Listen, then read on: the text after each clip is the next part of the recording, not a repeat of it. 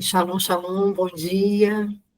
Estamos na última semana, querido, da contagem do homem, chegando à nossa celebração de Shavuot, né, de Pentecostes, e estamos nos alinhando aqui, né, porque as festas do Senhor, as celebrações dele são santas convocações, o Senhor está nos aguardando nessa festa, está nos esperando, e nós devemos criar grandes expectativas nos nossos corações, queridos, e nos alinhar. Então, nessa última semana, hoje é o dia 44 da contagem do homem, ainda estamos falando sobre o espírito de temor, e o tema de hoje vai ser a rejeição ao temor do Senhor abre portas para o engano. Provérbios 1, 28, 29.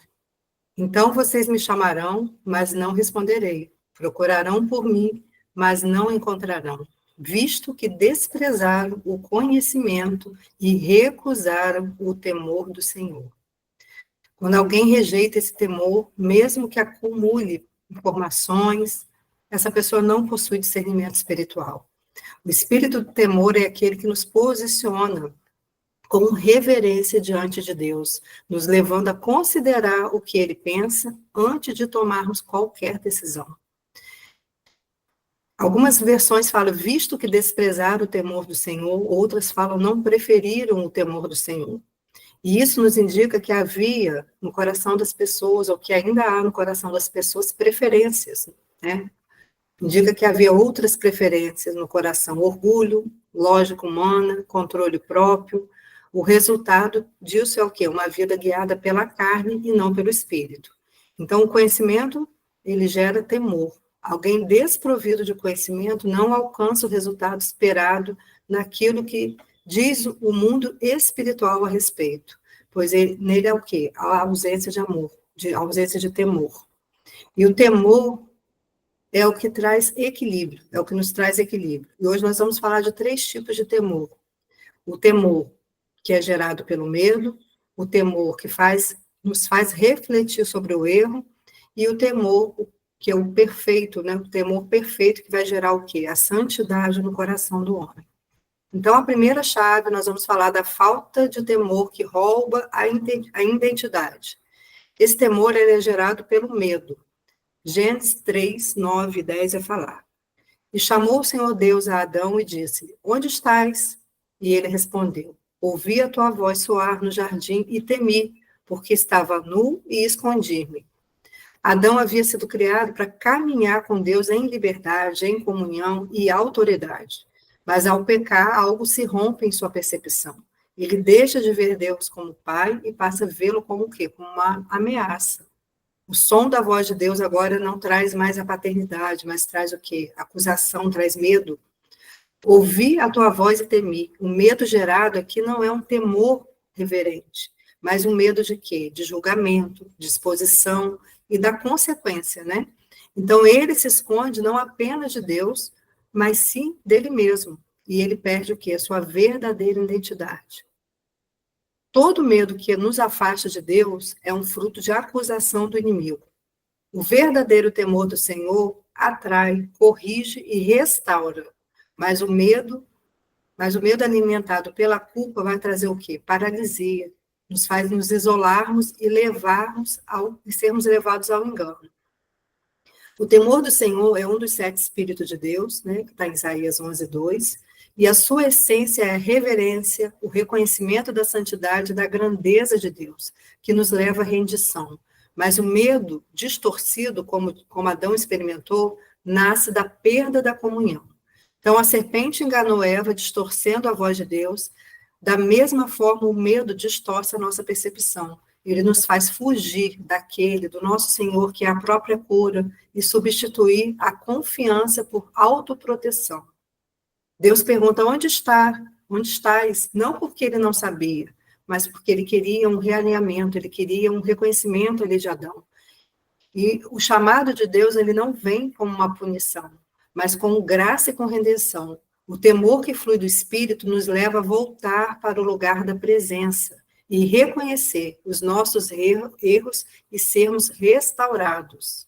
A bondade do Senhor nos conduz, querido, ao arrependimento. Lá em Romanos 2, 4 vai dizer, ou será que você despreza as riquezas da sua bondade, tolerância e paciência, não reconhecendo que a bondade de Deus o leva ao arrependimento? Então, esse é um tempo onde Deus está nos quebrantando, e quebrando o ciclo de medo, da fuga, da vergonha, e restaurando a sensibilidade à sua presença.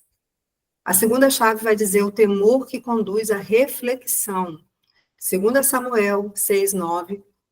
Naquele dia, Davi teve medo do Senhor e se perguntou: como vou conseguir levar a arca do Senhor?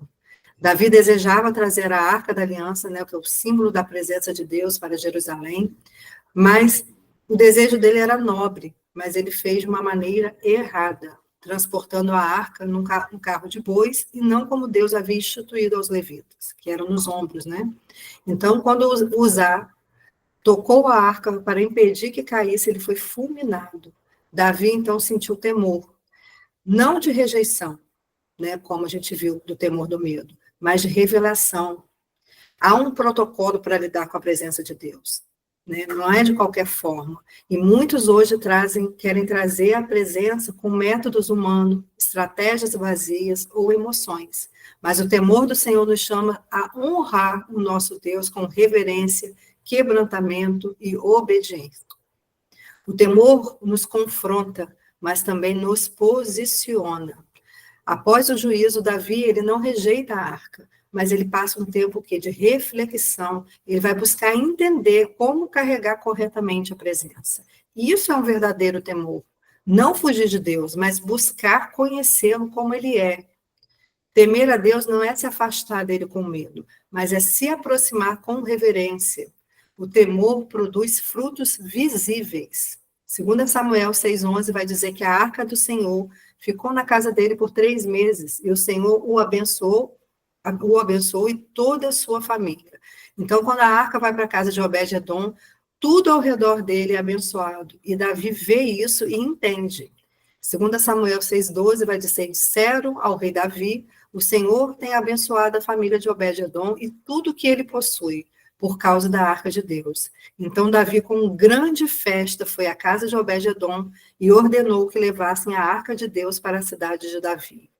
Quando os que carregavam a arca do Senhor davam 6 passos, eles sacrificavam um boi e um novilho gordo.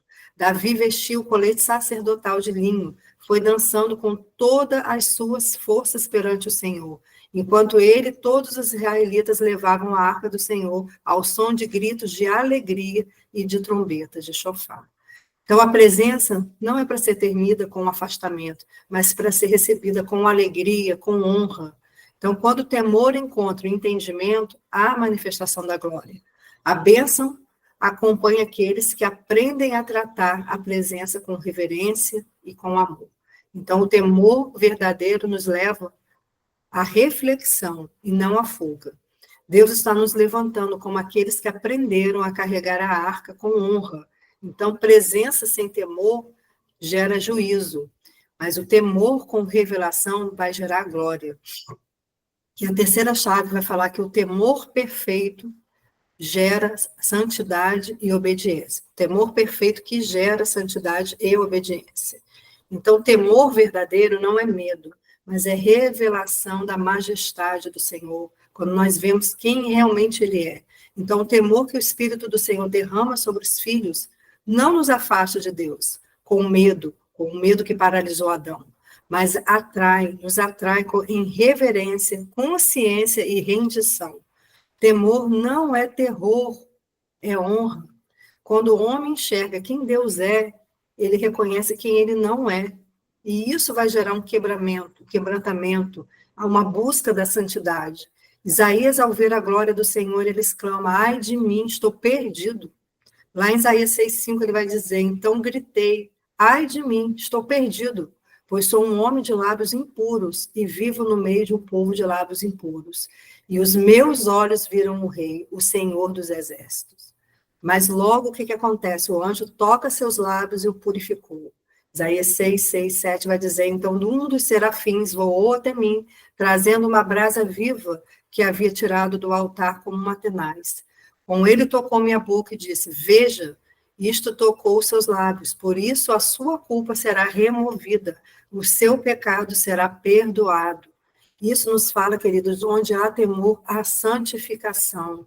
O temor, ele gera obediência, mas não é uma obediência seletiva, onde se obedece uma coisa e outra não, mas é uma obediência integral. Hebreus 11, 7 vai dizer que pela fé Noé, quando avisado a respeito de coisas que ainda não se viam, movido por santo temor, construiu uma arca para salvar sua família. Por meio da fé, ele condenou o mundo e tornou-se herdeiro da justiça, que é segundo a fé. Noé não havia visto a chuva, não conhecia a chuva, mas obedeceu, porque ele temia Deus. Esse é o temor que gera obediência antes da manifestação. É um fruto de um coração que é sensível ao que Deus diz, não apenas o que ele vê. Então, o temor verdadeiro, ele é profético, querido, pois quando ele nos leva a obedecer, mesmo quando os nossos olhos não estão vendo. Então, o espírito do temor não nos coloca em posição de escravos, de medrosos, mas de filhos conscientes da santidade de um Pai justo. Então, por isso, quanto mais perto de Deus, mais consciências de quem Ele é nós vamos ter, e mais a santidade dele vai se manifestar, e mais seremos constrangidos a sermos santos também, a sermos separados para estarmos diante dele. Então, o temor não é só um sentimento, é uma postura. A santidade não é um esforço de aparência, isso é religiosidade, mas é um resultado de um coração governado pelo espírito de temor. Onde há temor, há obediência sem justificativas, há separação e há respostas imediatas. O espírito do temor nos posiciona como filhos fiéis, que não negociam a santidade por conveniências. Deus está restaurando em muitos a consciência da santidade e, com isso, desatando um novo nível de alinhamento, de governo espiritual e de autoridade verdadeira. Então, queridos, que durante esse dia, que o temor, que o espírito de temor venha governar os nossos corações, removendo toda irreverência, religiosidade, toda desonra disfarçada de liberdade, e que nós sejamos não apenas vozes que falam sobre santidade, mas testemunhas que vivem no secreto, onde ninguém vê, mas o Pai está observando.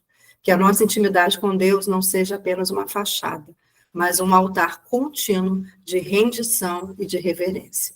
Amém? Shalom, shalom. Amanhã temos mais uma porção.